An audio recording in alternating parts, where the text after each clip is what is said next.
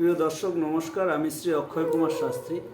আমি আজকে আপনাদের বলবো, আপনাদের ধরুন কোনো কাজে বাধা বিঘ্ন হচ্ছে, হওয়া কাজ আটকে যাচ্ছে, হ্যাঁ, বা পরিবারে রোগ শোক লেগেই রয়েছে, নানাবিধ সমস্যা, নানান দিক দিয়ে জলে জড়িয়ে পড়ছেন।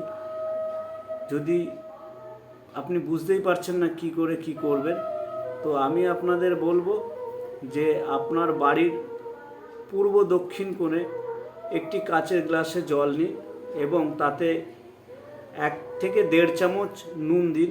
সেই নুনটা গুলে সেই জলটিকে আপনি আপনার বাড়ির দক্ষিণ পূর্ব কোণায় রাখুন এবং এটি সপ্তাহে 1 দিন করে পাল্টাবেন। বাস্তুতে যদি কোনো দোষ থাকে, বাস্তুর দোষ কেটে যাবে।